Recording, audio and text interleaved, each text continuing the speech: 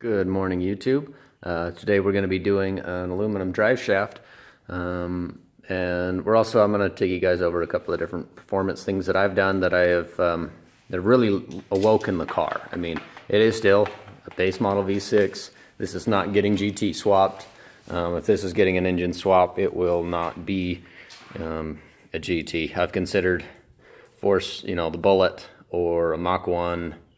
Something with the dual overhead cam, or, Cobra. That's basically out at this point. Good luck finding one of those engines. They can be found, but not less than 10K. And if I'm going to spend 10K on a motor, I'm going to buy the whole car. But I've really enjoyed this V6 Mustang. It's been super reliable to me. It's been super good to me. And I've kept up on the maintenance on it, taken good care of it, changed a lot of things. But I've also beat the living crap out of this thing. I've really just enjoyed driving it. One of the quick things I want to go over, these are some cheap eBay knockoff caster camber plates, and you can see this one's completely maxed out for some reason, because I think it might have slid on me. But not super impressed with those. Those are mandatory if you want to run the newer V6 rims, which I picked these up for 20 bucks. So for the set, and so another 60 bucks for camber plates seemed like a steal. Not super impressed with those. I've had issues with them sliding around, and I have tightened the living crap out of those to the point where I put an impact on it and went uggy duggy, uggy duggy, don't snap, no, don't snap. Just trying to get just enough torque to keep those from moving. That being said, I've never run any of the other ones, so I can't say that they're not any better or worse than if you were to spend that money on a $300 or $400 set. But again, one of those things I was just not super impressed with. One of the other things is cheap eBay headlights. These had a piece of foam here that literally peeled off and flew away in the wind. Had a couple of bulbs burn out. The halos still light up beautifully. They work, but I've had to replace a low beam and a high beam bulb in either one, which is, to me, is frustrating, especially being that these have only been on the car like 3 months, 3-4 months maybe. What else? The Windstar manifold, you guys saw that video. Still running the stinking hose bent off manifold. Still need to mount that up. Still a lot to do there, but again, I was kind of waiting until I got working on the turbo project, which actually might be happening now. I've found a better job. I'm making a lot better money doing the same thing I was doing before. So, there's a good tip for you, kind of out of the automotive realm, but really anywhere in life, if you want to raise, get a new job. Because, if you're thinking you're worthy of a raise and, you're a bust ass and you're handling stuff, your boss isn't just going to give you a raise. Every now and again, I might throw you one here or there, but realistically, I've worked a lot of years, and the best way to get a raise is to get a better job. And make sure you have a job before you quit yours. Don't do something silly like that. But anyways, yeah, I'm doing the exact same thing I was doing before. I drive a little longer to get to work, but I'm working on the same cars I am at the same dealers, same kind of dealership. It's still a Nissan dealer. Again, just amazing. And it was a $4 raise for me, and a lot more work that they have actually coming through the door. But anyways, today we're focusing on this drive shaft. This is an aluminum drive shaft for $79, and they have a lot of different options. CJ Pony Parts is where I got this one. There's a lot of part suppliers online that have these.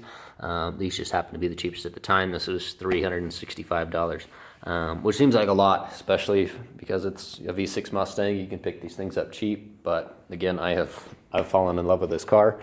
It's been super good to me, and I love the way it looks.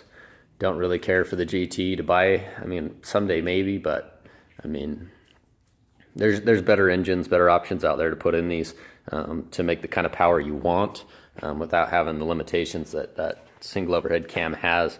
This is actually Ruka, my black lab, little sweetheart, helping me in the garage today. We've got the drive shaft already pulled out on this one.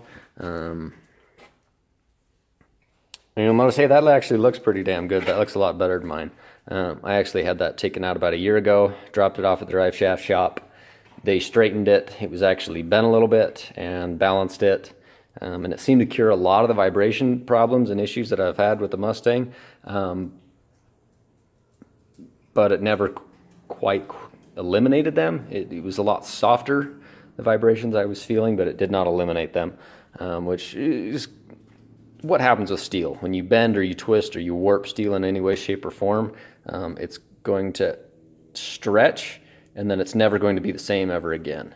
You can never straighten it. I mean, you can straighten it and get it to, you know, back to straight, but the metal's kind of been warped, and so it's, even though you've straightened it, it's going to have a tendency to do it again, to bend again, especially if you're putting down any kind of a power. So this is probably honestly going to end up in the garbage can, even though it looks pretty damn good.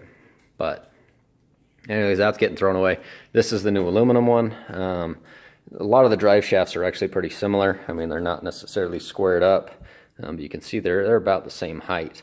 And this is the slip yoke. This is going to be one of the biggest differences between which drive shaft you buy. Trust me, you want the slip yoke, because if you'll notice, this is different than this is. And if this is actually a steel with a rubber lining inside of here, this is actually somewhat of a dampener. But if that shifted or come out of balance, and you might not even be able to see it while it's sitting here, but when it's sitting there spinning, you might be able to see a little bit of a wobble to it as it's going around. So you definitely want the new slip yoke. I mean, it's doable. You could definitely pull that slip yoke off and put it on that and still have an aluminum drive shaft, but it's not going to be quite balanced the way that it should be. This is coming as an entire, complete, brand new balanced assembly. I doubt there's a guarantee on it because it's a performance part, being that if you have 800 horsepower trying to put through a drive shaft, I mean, parts do have their limitations to what they can hold up to. And I don't know the exact horsepower specification for this one, but I know these can hold up to a little bit of power. And my biggest issue is vibration. I got a new job, like I was saying, and now I'm commuting 50 miles to work instead of 7. And go figure, with the traffic, it actually takes me, what, 40 minutes to go 50 miles, and it used to take me 20 minutes to go 7 miles with all the lights and the traffic getting to my other job. So, I mean, it's not a huge change in my day-to-day life. But this will definitely change my everyday life because I'm driving this down the freeway every day at 80 miles an hour. That's one of the good things about Utah. We have 80 mile an hour speed limits. Yeah.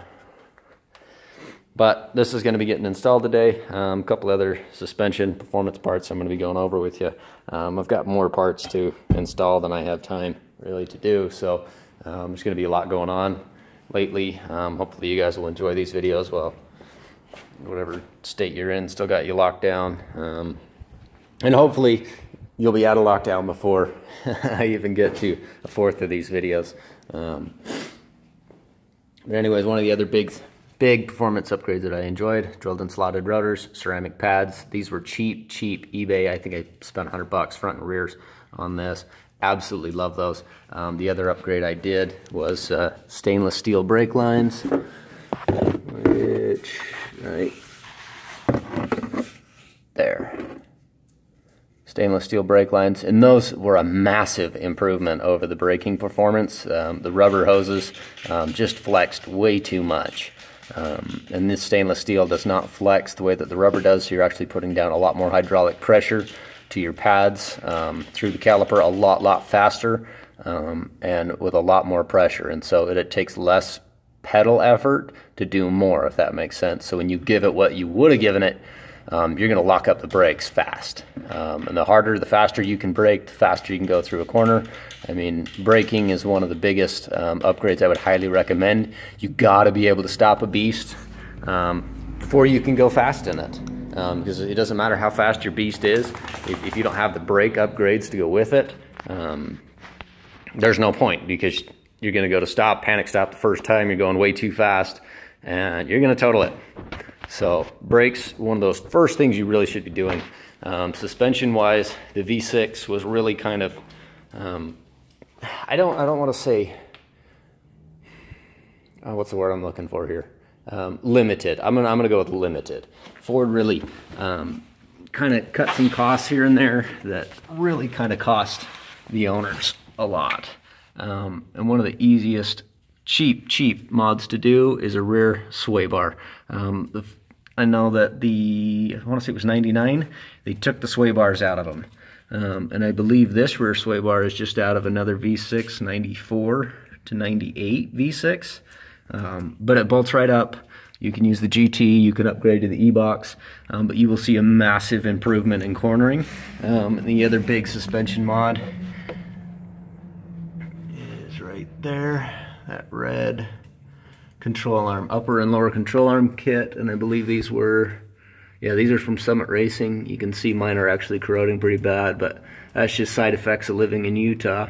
We got a lot of salt on the roads, and the last couple of years they've gone to some kind of sodium something chloride, some odd, but they're adding a lot more chemicals on the road, and they just murder steel. And I've seen it, and I see it every day in the shop. I see more newer cars just rotting away faster than they ever used to do before, which is really kind of disappointing to me. But I also get it to an extent. I mean, we have to be, roads can't have ice on them, can't be slick. But that being said, I also drove this Mustang most of the winter. So yeah, I mean, they definitely do a fairly good job of keeping the roads clear and keeping them dry and mostly ice free. I mean, I didn't have too many issues. I mean, but yeah, she's been a really good car to me. Suspension wise, I would really recommend those upgrades. I've not done struts or coilovers or a Camber yet. I would like to. They're a lot of money, and I might wait until I'm getting closer to do a turbo swap before I do a Camber swap, or afterwards, just depending on clearance issues. But I know it can be done without having to put in a crazy Camber. These can be turboed, and there are kits out there to purchase. I'm going to be fabricating mine. But yeah, overall, just absolutely love this car. If there's any other videos you guys want me to make or want to see me do, I will be posting another one a little later today on ECM tuning, actual tuning, not swapping a computer between cars and dragging it to Ford to have them reprogram it. I mean, that I would say was one of that video. That's really the cheapest route to do it, the best route to do it, because if you don't know what you're doing with a computer, or if you have the software to do it, or if whoever you take it to doesn't quite know what they're doing, you can have a lot of issues. There's one gentleman in the comments, and I don't remember his name, but he was telling me he took his Mustang that he swapped the manual trans into, and his tuner could not figure it out, having issues left, right, and center, which if you go over that video and a couple of the manual trans swaps, there are some issues you see. If you don't swap it to a manual PCM and have it reprogrammed, I would highly just recommend just take it down, tow it down to the dealer, swap the computer, have them hook up to it. And another thing was the stock computer in this V6 Mustang, nobody has any support to tune that. Unless you're going Bama or HP, then they might have something for you. But the route I went, where I can actually tune everything in the car, yes, I know the risk. I could blow it up. It could happen. But if I blow that motor up, it's getting a bigger one. So, yeah, let me know whatever you guys want to see. More performance mods, more interior stuff. I mean, I've just absolutely fallen in love with this car. Outdated? Yeah. Is it not a classic yet? Well, yeah. So it's somewhere in between there? Yeah. I'm going to keep it forever, though. That's my Mustang.